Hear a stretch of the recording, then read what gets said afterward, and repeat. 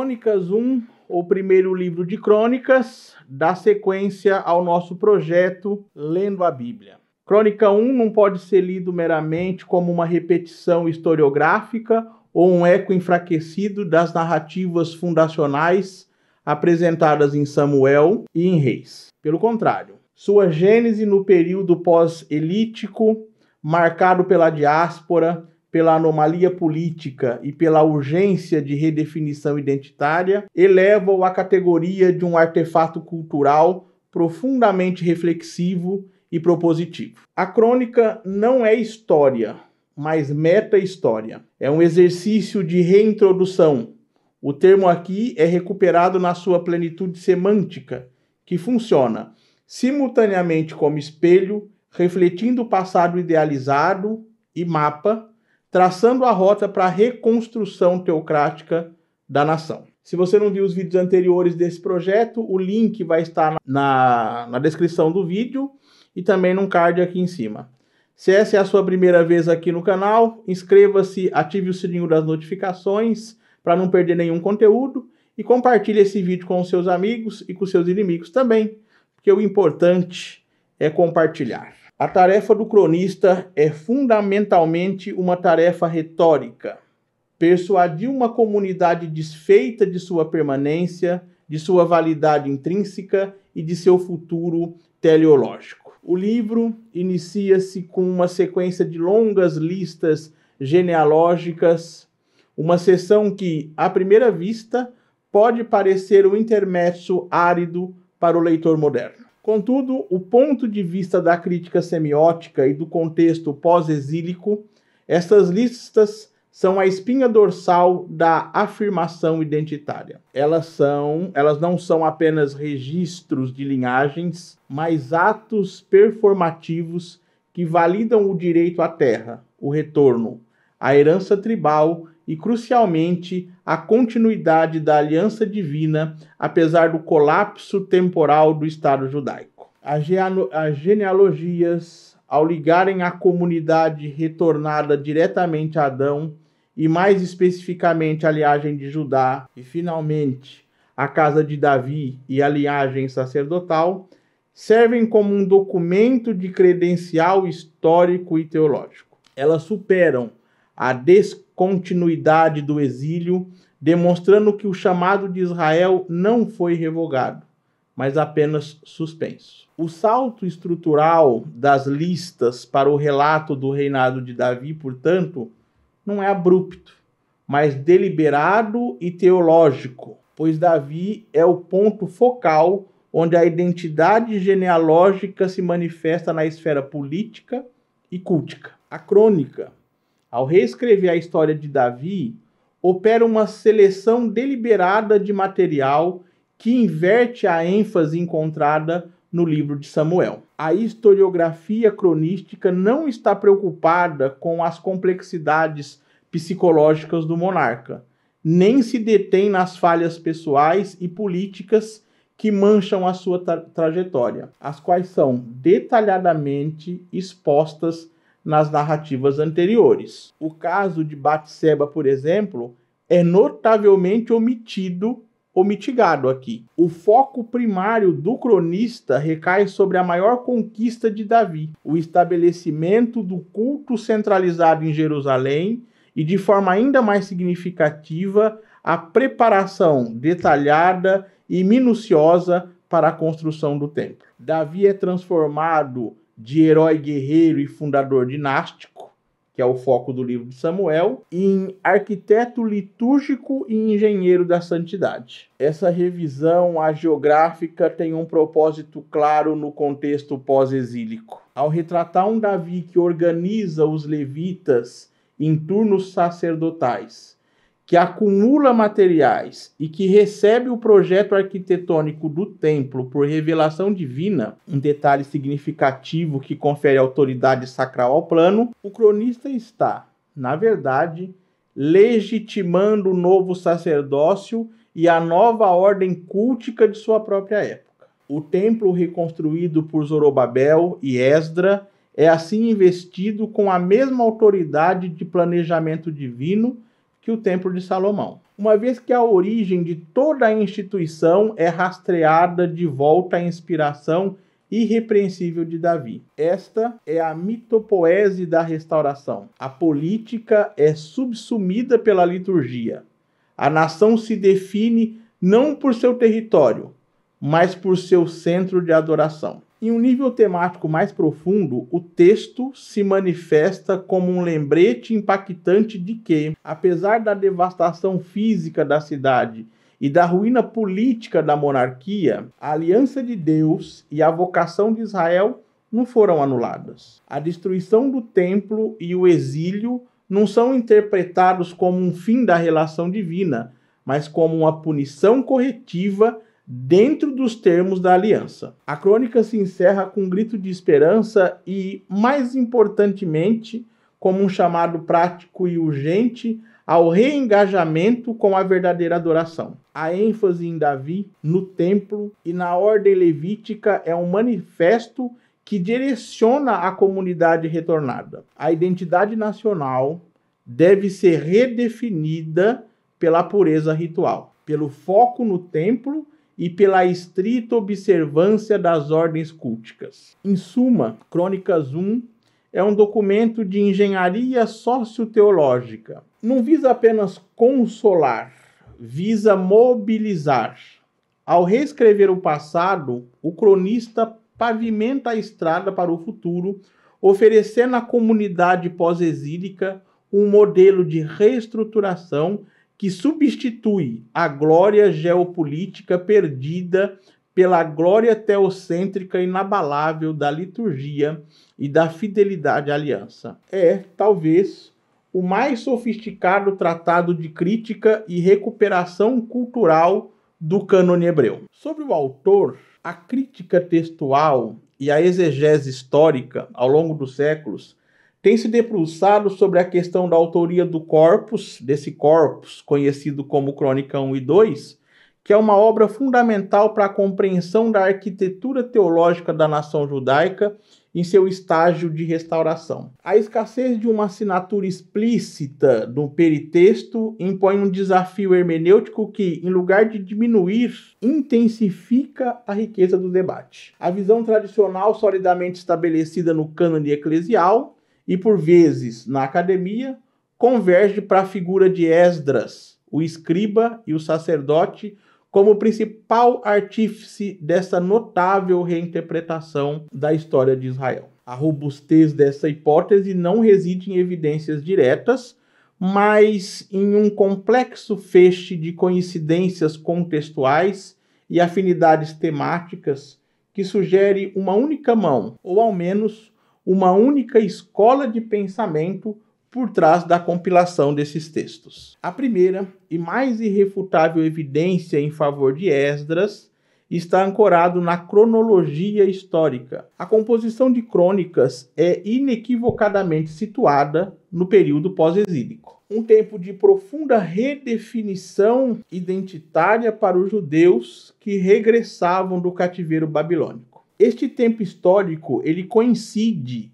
precisamente com o ministério central de Esdras em Jerusalém, cujo papel era de restaurar a lei e, por extensão, a ordem socio-religiosa de um povo em desalinho. Ademais, a coerência estrutural entre Crônica 1 e 2, Esdras e Neemias tem sido um pilar da teoria esdriana. A notável similitude terminológica e temática entre o colofão de Crônicas 2 e o proêmio do livro de Esdras sugere uma continuidade narrativa, uma unidade de propósito historiográfico que transcende a mera justaposição de textos. O aparato erudito frequentemente trata esses 4 livros como um conjunto narrativo coerente. Quais são esses 4 livros? Crônicas 1 e 2, Esdras e Neemias. Então, a denominada história cronística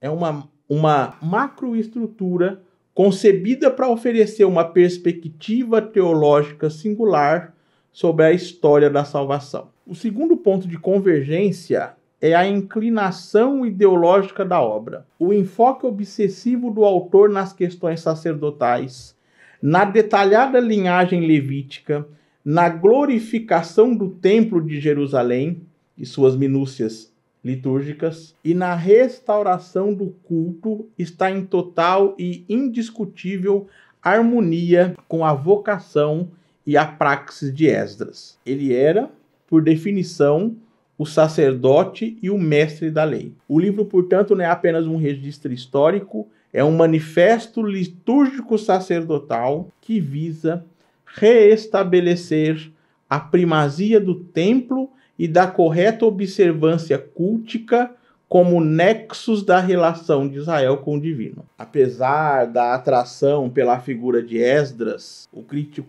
a crítica contemporânea, movida pela prudência metodológica, prefere referir-se ao autor como o cronista. Essa designação despersonalizada permite uma análise focada em sua função literária e historiográfica, em vez de se prender a uma identificação nominal incerta. Este indivíduo, ou potencialmente um círculo de escribas sob a sua liderança, revela-se um historiador meticuloso e um hábil compilador. Sua metodologia de trabalho é caracterizada pelo uso de uma ampla e diversificada variedade de fontes, o que atesta a sua erudição e o seu acesso privilegiado a arquivos oficiais. A obra não é uma criação do nada, mas uma revisão teologicamente dirigida da tradição, incorporando material de livros canônicos precedentes,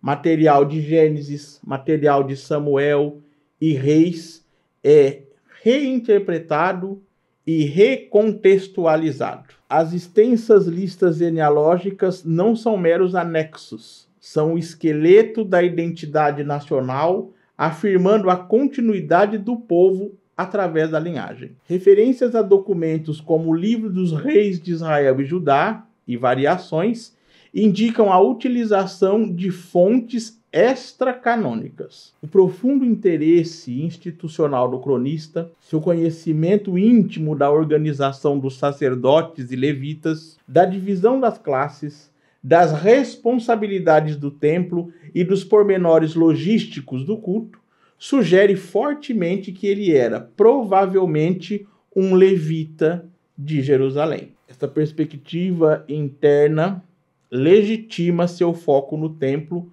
como o epicentro da vida nacional e teológica restaurada. A crônica não é história pela história, mas sim história para a teologia. O cronista escreveu a obra com um propósito didático e pastoral inequivocadamente claro para o seu público imediato. Os judeus que regressavam à sua terra com uma identidade fraturada. O objetivo fundamental desses textos é triplo. O uso enfático de longas e detalhadas listas genealógicas serve como um vetor de legitimação e continuidade. Elas demonstram que, apesar do cataclismo do exílio, o povo que retorna era o mesmo povo da aliança que remontava a Adão, a Israel e, crucialmente, ao reino de Davi. O passado não estava morto, estava reafirmado no presente. O cronista eleva a aliança de Deus com Davi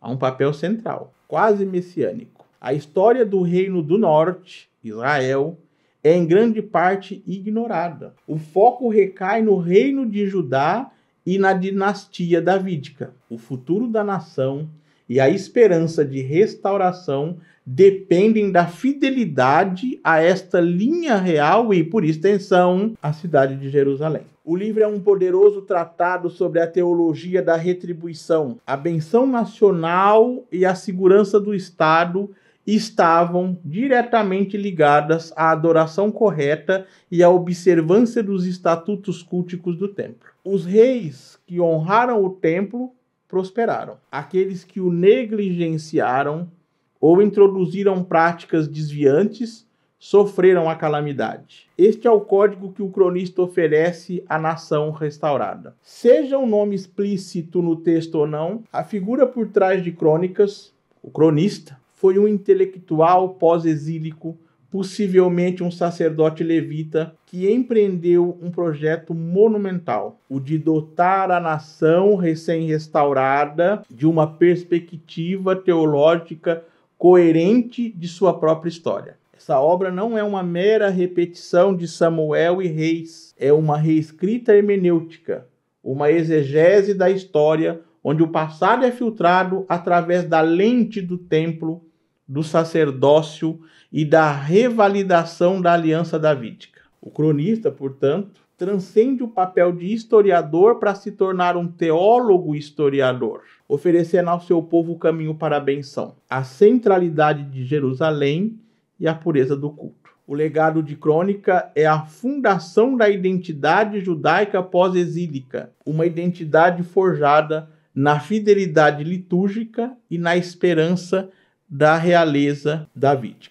A literatura histórica do Antigo Testamento frequentemente nos apresenta um desafio hermenêutico. O texto é menos uma crônica objetiva no sentido moderno e mais uma teodiceia meticulosamente construída, um argumento teológico forjado no cadinho da crise nacional. O livro de Crônicas 1, em particular, emerge não apenas como um registro, mas como uma poderosa intervenção ideológica na paisagem devastada pelo exílio babilônico. Longe de ser um mero apêndice dos livros de Reis, Crônica 1 constitui uma obra com uma perspectiva teleológica e teológica profundamente articulada, desenhada para um público específico, os repatriados que regressavam a Judá com a missão monumental de reconstruir não apenas muros e edifícios,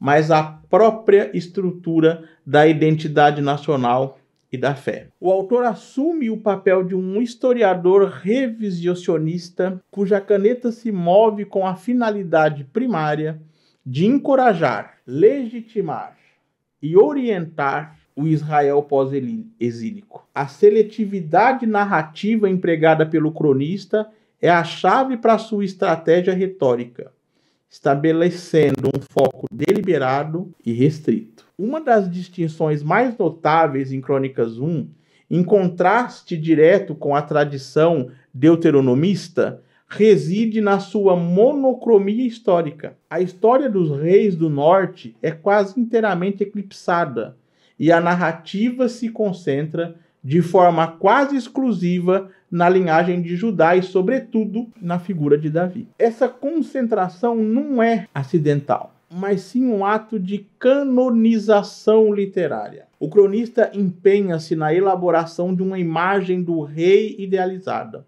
uma figura que transcende as falhas e as contradições humanas. É sintomático que os episódios mais sombrios e controversos da vida de Davi, o adultério com Batseba, o assassinato de Urias e a humilhante revolta de Absalão, sejam meticulosamente omitidos. O Davi de Crônicas 1 é o rei fiel, o arquetípico soberano que se alinha perfeitamente com a vontade divina, atuando como um precursor tipológico do Messias escatológico. Esta estratégia serve ao propósito de reafirmar a validade da aliança perpétua de Deus com a casa de Davi. O exílio, embora uma interrupção histórica traumática, não é visto como a anulação dessa promessa, mas como um lapso corretivo dentro de um plano divino maior. A realeza divina permanece, e a linhagem de Davi é o vínculo através do qual a redenção futura será manifestada. No epicentro do projeto teológico do cronista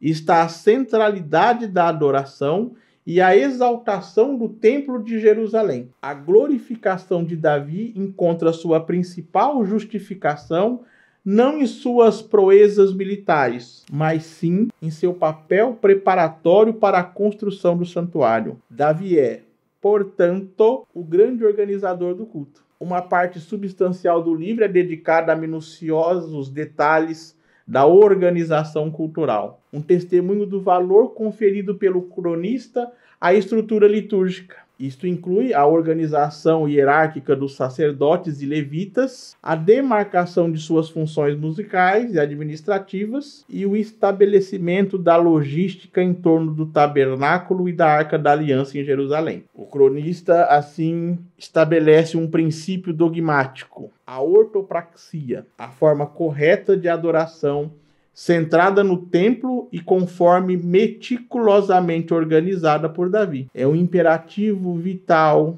para a saúde espiritual, social e política da nação restaurada. O culto não é um mero acessório, mas o cimento da identidade comunitária. Os 9 primeiros capítulos de Crônicas 1, denominados por extensas e aparentemente tediosas listas genealógicas, são, na verdade, um pilar estrutural e um dos elementos mais cruciais para o propósito do livro. Longe de serem um mero catálogo, essas listas funcionam como um documento de legitimação pós-exílica. Para um povo que enfrentava a crise da perda de terra, soberania e identidade cultural no exílio, essas genealogias servem como uma certidão de nascimento revalidada. Elas provam de forma irrefutável que os repatriados são o verdadeiro Israel,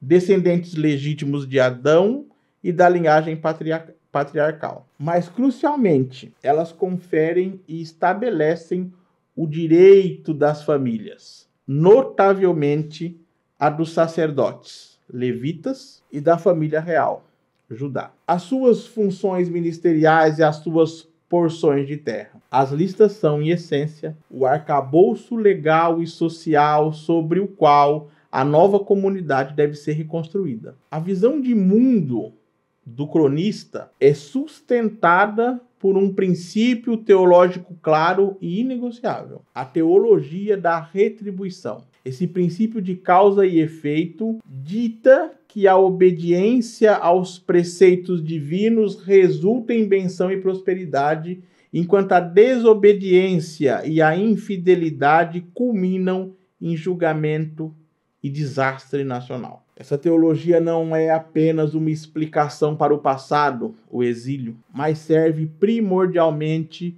como um alerta severo a um incentivo urgente para o futuro. O cronista comunica ao Israel pós-exílico que a sua redenção depende da sua dedicação incondicional ao culto correto e à observância estrita da lei, como exemplificado pelo Davi ideal e pelos reis justos. A benção de Deus é condicional a esta fidelidade. A falha em cumprir esta aliança resultará na repetição das tragédias sofridas pelos antepassados. Em suma, Crônicas 1 transcende a mera historiografia para se configurar como um manual de fé e um programa de restauração nacional. Sua mensagem final ao Israel, que busca redefinir-se, é um imperativo duplo. Abre aspas. Lembrem-se de quem vocês são. Fecha aspas. O pilar genealógico de identidade. E, abre aspas, voltem à adoração correta. Fecha aspas. O pilar cultural de legitimidade. O livro é a garantia de que, através da fidelidade à aliança, centrada no templo e guiada pela linhagem davídica, a promessa divina não apenas perdurará, mas encontrará o seu pleno cumprimento. O cronista, portanto, é menos um narrador do passado e mais um profeta da esperança que pavimenta o caminho para a consolidação de uma nova e mais resiliente comunidade em Sião. O livro de Crônicas 1, conhecido na tradição judaica como os acontecimentos dos dias e posicionado de maneira canonicamente ao final do Antigo Testamento, apresenta-se ao leitor contemporâneo de uma forma que desafia a linearidade narrativa esperada. A sua localização aqui na Bíblia do Peregrino e na maioria das edições cristãs, logo após os livros de Reis, sugere uma mera redundância ou um apêndice. Contudo, é justamente o posicionamento final na tradição judaica, como o epílogo dos escritos, que revela a sua função mais aguda e intencional. Não a de um mero resumo, mas a de uma reinterpretação teológica e historiográfica de todo o percurso narrativo de Israel. A estranheza inicial do leitor frente à sua estrutura é o primeiro sinal da sua importância crítica. Iniciar o relato não com um prelúdio narrativo ou profético, mas com 9 capítulos de listas genealógicas ininterruptas que remontam a Adão, Adão sendo a palavra inaugural do texto, constitui um ato programático de envergadura. Esta, entre aspas, lista telefônica, para usar uma metáfora anacrônica, mas eficaz, não é um acidente editorial, é o arcabouço teológico. Ela estabelece a premissa de que a história de Israel é indissociável da história da humanidade, mas é, sobretudo, a validação da legitimidade dinástica e da ortodoxia levítica. Ao traçar a linhagem principal de Jacó, Judá e, crucialmente, de Davi, o cronista articula a continuidade messiânica, o interesse na dinastia davídica, prefigurando o Cristo, não pode ser ignorado. E ao incluir a linhagem de Arão, ele consolida o sacerdócio e as práticas litúrgicas do templo. O passado é organizado não cronologicamente, mas teleologicamente, orientado para o templo, Jerusalém e o trono de Davi. Após a fundação genealógica, o livro se move para o que parece ser um simples recorte dos eventos já narrados em Samuel e Reis, culminando na ascensão e morte de Davi. É aqui que o cronista manifesta sua audaciosa intervenção literária e ideológica. Crônicas 1 não é uma repetição, mas uma hagiografia seletiva. A figura de Davi emerge nas crônicas como um arquétipo. O cronista parece deliberadamente contar com a falta de memória do leitor, ou, mais precisamente, com a maleabilidade da memória histórica em serviço de uma causa teológica. Os episódios de falha moral e política que mancham a imagem de Davi em Samuel 2, a tragédia de Batseba e Urias, as contendas familiares, a perseguição a Saul, o acordo besta com Nabal, são simplesmente suprimidos. Davi de Crônicas é o rei modelo. Essa eliminação não é censura, mas remodelagem da identidade nacional. O cronista, escrevendo presumivelmente em um período pós-exílico, 2 séculos após os eventos, como sugerido pela análise histórica, buscava inspirar um público que precisava de um herói fundador incontestável, um modelo de piedade real e de dedicação teocêntrica para a reconstrução. A ênfase é desviada da pessoa do rei para a instituição do reino e do templo. A preocupação de Davi com a preparação dos materiais e plantas para o templo,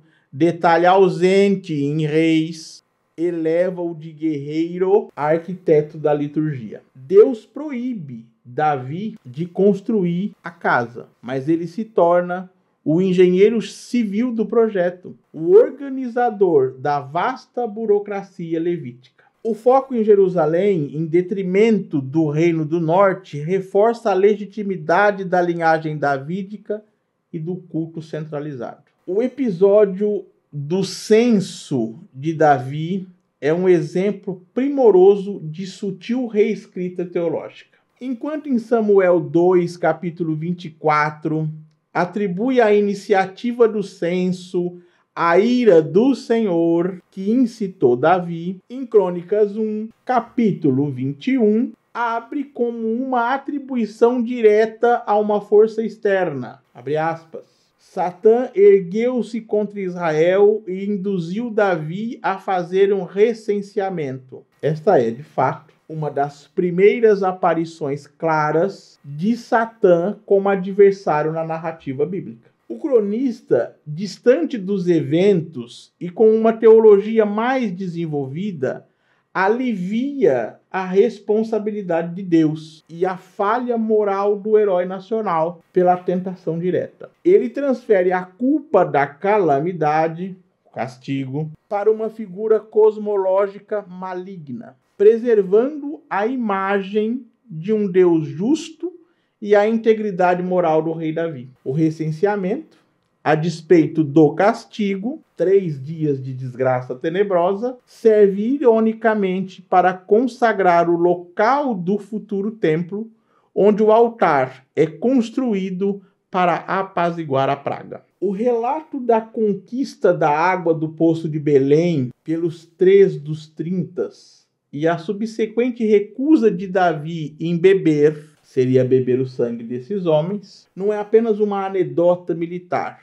É um dispositivo retórico de exaltação heróica. O gesto de derramar a água como obséquio ao Senhor transforma um ato de sacrifício humano, o risco de vida dos soldados, em um sacrifício litúrgico, santificando a bravura e elevando a piedade de Davi. Esta é a essência do cronista: transformar história em teologia ritual. O cronista não se via sujeito a restrições dos narradores de primeira mão. Como figura historiográfica, embora a autoria seja desconhecida e referida por conveniência como o cronista, ele trabalha a partir de um distanciamento temporal que lhe permitia a seleção e a síntese. Suas fontes, embora diversas e não preservadas em sua maioria, registros de profetas como Natã, Gade e Ido, incluíam, certamente, os livros canônicos de Samuel e Reis. A escolha da posição final nas Bíblias comuns,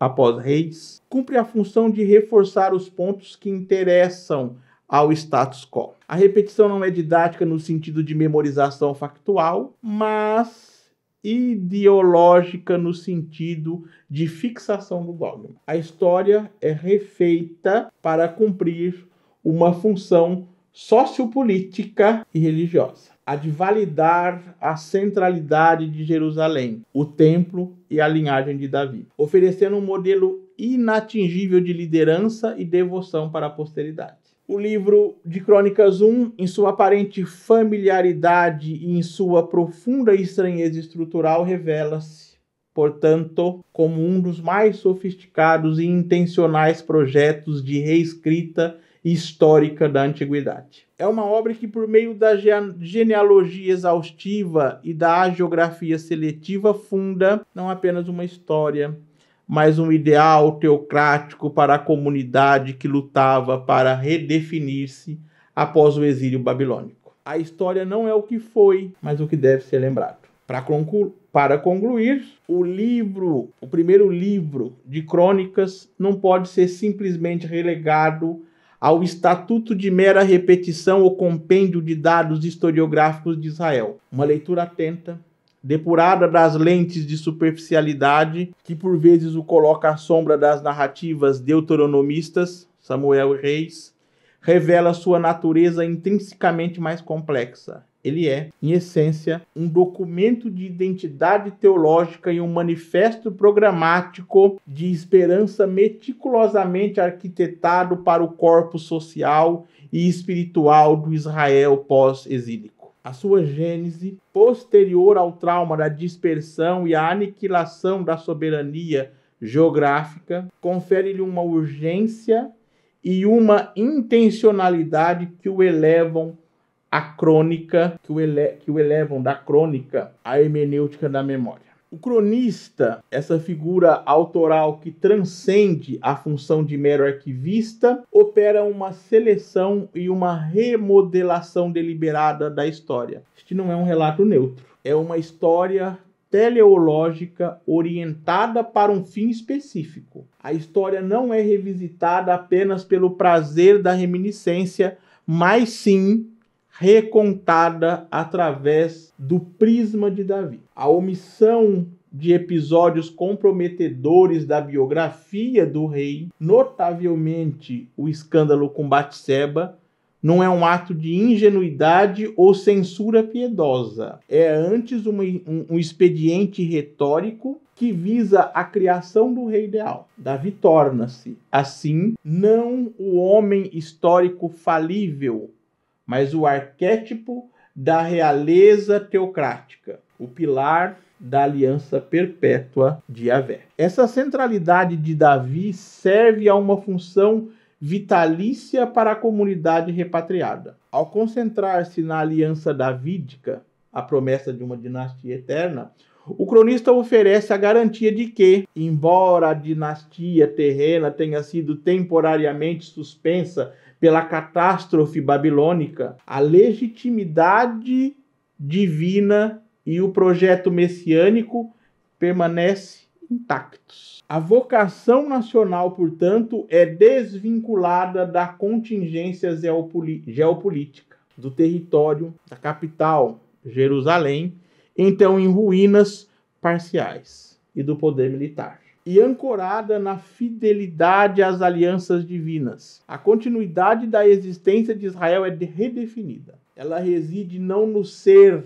de uma nação poderosa, mas no estar em aliança com Deus, cumprindo os termos da realeza e do sacerdócio. Paralelamente à reabilitação da figura real, o livro de Crônicas 1 empreende a exaltação do templo e da ordem sacerdotal levítica. A ênfase esmagadora dada às genealogias sacerdotais e às meticulosas descrições da organização do culto, o templo de Davi, antes mesmo de sua construção efetiva, constitui o cerne de sua imagem restauradora. Esse foco não é um desvio, mas a própria via da restauração. O templo, mesmo na sua fase preparatória e futuramente na sua reconstrução, é apresentado como o eixo cosmológico e o motor sociopolítico da nação. Ele representa o ponto de interseção entre a esfera divina e a humana, o local onde a santidade se manifesta e onde as alianças são validadas. Ao destacar a preparação minuciosa de Davi para o grande projeto de Salomão, o cronista articula uma teologia da adoração organizada, a adoração correta. A ortodoxia litúrgica é apresentada não como um subproduto da restauração, mas como a condição sine qua non para a sua efetivação e a garantia do valor divino. A vocação sacerdotal é elevada a uma proeminência que rivaliza com a realeza, indicando que a sobrevivência de Israel está indissociavelmente ligada à sua capacidade de manter um culto puro e ordenado. Em última análise, o primeiro livro de Crônicas é um tratado de esperança resiliente. Ele reconhece a dispersão e a ruína, o exílio como símbolo máximo da falência humana, para, em seguida, reafirmar a permanência da linhagem divina e do projeto de adoração. A mensagem é clara. Mesmo diante da catástrofe, a estrutura divina, a aliança real e a lógica litúrgica permanecem intactas. Esse texto torna-se assim uma chamada temporal que transcende o contexto pós-exílico imediato. Ele é um apelo para que o povo de Deus, em qualquer época de crise, dispersão ou desorientação, se reengaje com os seus fundamentos teológicos. A fé exigida pelo cronista é uma fé programática, que glorifica o rei ideal. Davi como sombra do Messias vindouro, que se manifesta concretamente na organização zelosa do culto. O primeiro livro de Crônicas encerra-se, portanto, não com um ponto final histórico, mas com um imperativo teleológico. A adoração correta e a fidelidade à aliança são o verdadeiro pavimento para o futuro, a única via pela qual se assegura o cumprimento final das promessas divinas. Ele é um testemunho retórico da aliança em face da fragilidade histórica. Muito obrigado a você que assistiu ao vídeo até aqui. Se você gosta desse tipo de conteúdo, deixe o seu like, inscreva-se no canal e compartilhe. Esse é o Sempre um Livro. Prazer da leitura.